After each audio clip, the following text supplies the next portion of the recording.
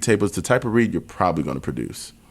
Well, Titus, my next question, I hope it's not too personal. No, go for it. Every so often, some of us get into slumps. Do you have any tricks to motivate yourself to make reads if you get in slump? Yes, absolutely. I have like multiple ways I can diagnose what the slump is. So one big thing that I do is if I'm in a slump, there's something wrong with something. It's the gouge. Are the oboes leaking? I tell people, adjust your oboe before you make your reeds every time. Mm-hmm. Just adjust it because you're going to be compensating for something. If the oboe is not responding, especially something that's responding in the low register, your reeds are going to be overscraped because you're trying to go for response. You can actually have something with a little bit more on it if the oboe is sealing and vibrating. And we know how oboes are. Oboes are finicky. They're like Formula One cars that need to go into the pit stop over and over again. We're not NASCAR that we can go in the circle 1,000 times before we change the tire. So I'm thinking like you have to really look at your equipment and be as objective as possible. Take it through the test. Is your oboe sealing? Check that first. If it's sealing, okay, check off. Check the measurements on your gouge. Is it measuring correctly? Is your blade sharp on your gouger machine? Then after that, is it sealing? Like, are your reeds leaking or anything like that? And the third thing is sometimes when the weather's bad or something like that, sometimes reed slumps can happen. But a lot of times when we're playing in a reed slump, something's changed with our air. So a lot of times I take my reeds and I play them with the drone every single morning. I play scales with a drone every morning. I play in front of a mirror. I never try to work on an intuitive level. I try to work on the most objective way possible. So if I'm doing something weird in my playing, there's some physical manifestation that I'm unaware of that is affecting my mental state. Mm-hmm. So I need to go through all the types of objective things that I can do. Is my embouchure set up? Am I leaning over when I'm playing in an awkward way? Then I record myself to see how I'm producing the sound, because I say when I record myself, that's my sound mirror. Mm-hmm. When I'm looking at myself in the mirror, that's an actual mirror. I write down, I have a read journal, I have a practice journal. That's my mental mirror. So I can remember and look at my reflections, so what I wrote and what I thought. So I go through all these checklists to try to figure out how do I get myself out of this slump, because there's something that I'm doing that's not correct. And usually when I go through all the tests, when I'm recording myself, checking my measurements, checking my knives, making sure my knives are sharp, most of the time I keep myself out of reed slumps pretty consistently, to be honest. Just being a lot more objective about it and keep the emotion at bay. Mm-hmm, and I also like that you're looking towards external factors as well. I think it's really easy when we get into slumps just to blame ourselves. Like, what am I doing? But really, it's, as you said, there's a very thorough, thoughtful checklist that you have. And now we'll have as well on our podcast. So thank you for sharing that with us. Yeah, check. Of course. Absolutely. Yeah. Was there a particular point in your career or process where you felt your reads hit a benchmark or a turning point for the better? I think, to be honest, when I switched to the B series oboe, I felt like my reads got a lot better. Oh. Because I finally found an oboe that matched the way I wanted to play. I had a Royale that was great for many years. Did well in a lot of auditions on this Royale. Mm-hmm. But I never felt like I can put like air through the instrument the way I wanted to. And I wanted something that could really take the air that I put into it. And when I switched this oboe, I found my setup, right? And I'm still searching. You get curious about other things and you see other brands, and there's so many good oboe companies out there these days. I mean, it seems like everybody has an oboe company, and a lot of oboes feel really good, you know? I mean, they're different from each other and they produce different things, but if a person sounds like their voice, then they're playing on what they're supposed to play on. But I would say my reads got a lot better when I started playing on that. And then I started coming up with more objective things. I was always decent at making reads. I usually can make a read pretty good. Mm-hmm. But my reads went to a whole nother level, especially playing in the principal oboe C. I had to produce a good read every rehearsal. Mm-hmm. It wasn't like I can show up when it's game time. No, like your colleagues want you to play in tune and have a nice sound every single rehearsal. So that also raised my benchmark. And the other thing is, what also raised my benchmark was doing everything was shut down. I was recording a lot.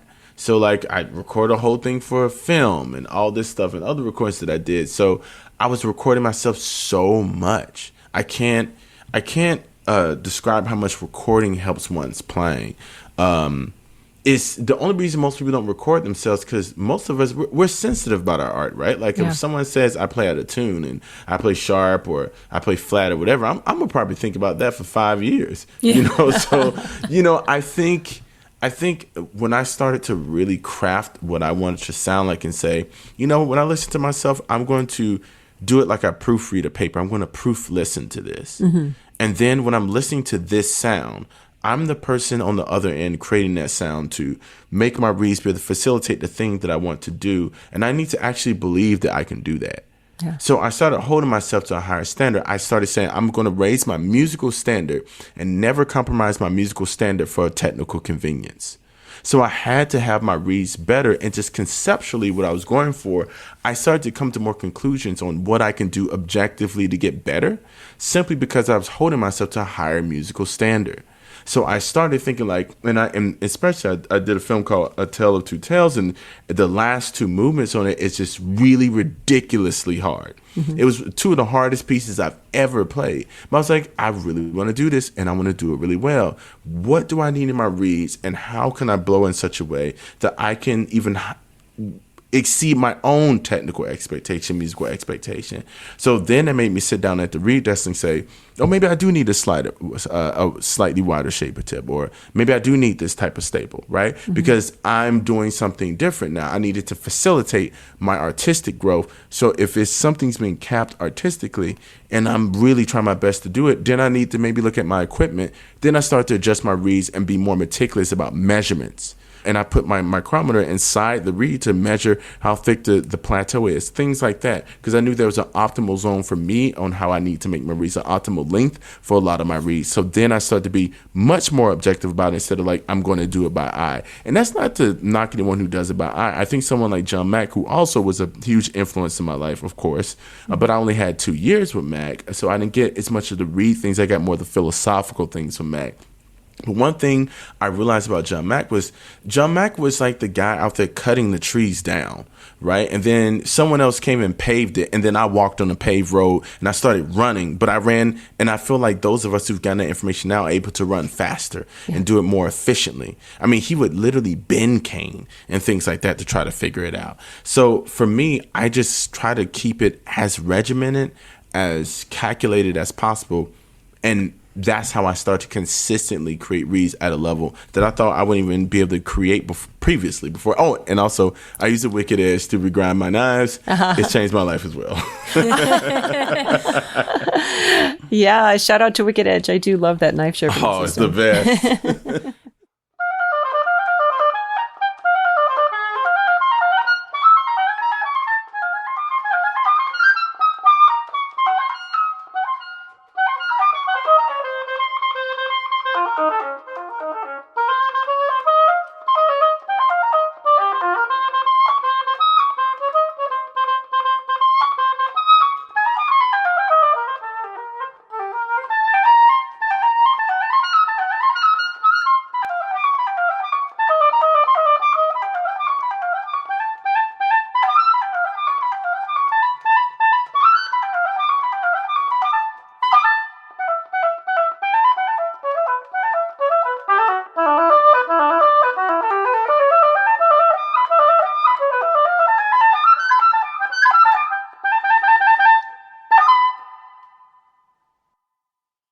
Can I go back to something you said, Titus, about the micrometer? Would you be willing to share what the ideal measurements for the plateau, the heart, the back for you are? Sure. So I normally only measure the center of my plateau because the cane is so different when you get down to the really thin part of a tip. Oh my gosh, yeah. Or the thin part of the channels. The grains are so drastically different. Some take out more, some take out less. You have a soft piece of cane, take too much out the bat, it starts getting flat and soggy and thuddy.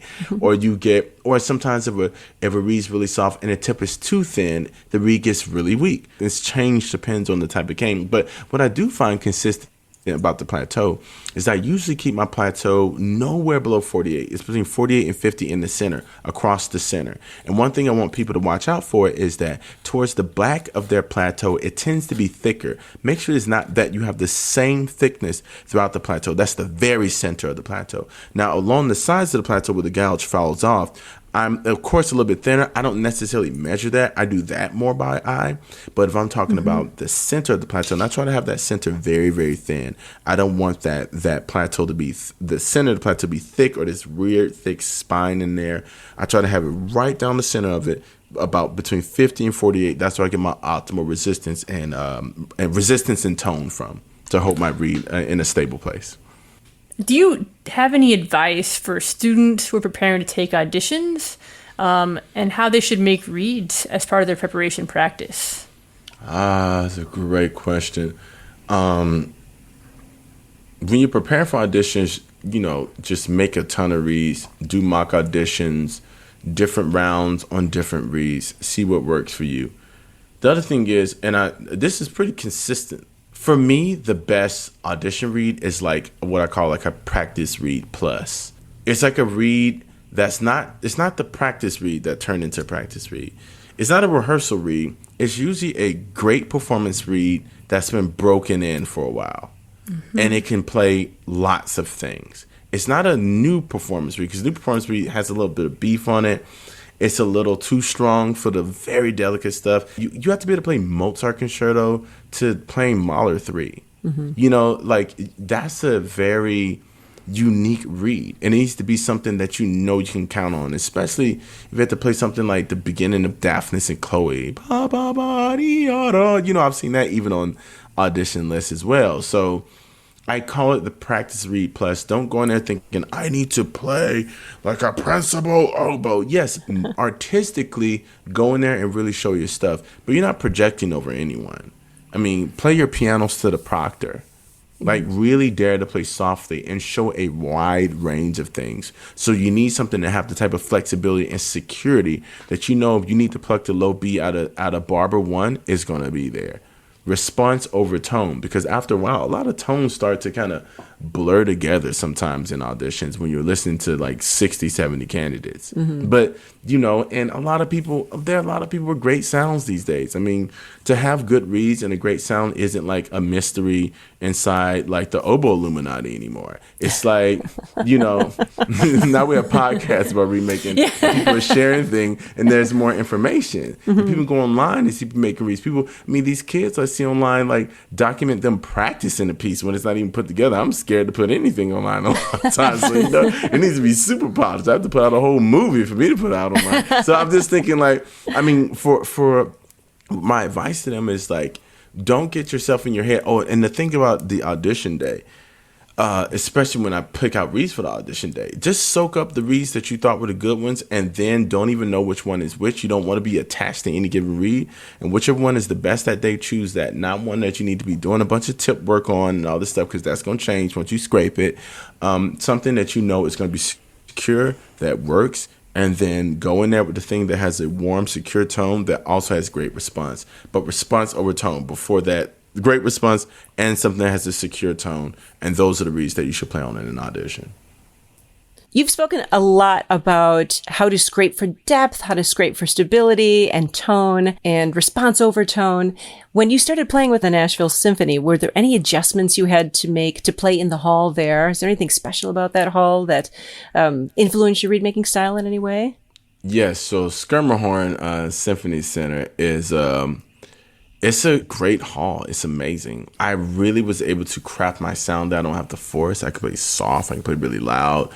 I was really able to develop my sound in such a refined way because I didn't have to compensate in any way, because the hall is an amazing hall. It's one of the best halls I've played in. And I've played in a lot of different halls and played in a lot of orchestras here in the States and played in orchestras abroad. So like, this is one of the best halls I've ever played in. And I love playing on the stage in Nashville because I can really facilitate and grow the type of sound that I want to have. It has really helped me grow, especially playing, like I said, playing principal oboe. Like, you just have to deliver regularly and more consistently. And I tell my students all the time, I said the biggest difference between a professional and a lot of times a student is that it's not saying that I'm more talented or anything, but I'm just a lot of times capable of producing a high level more consistently.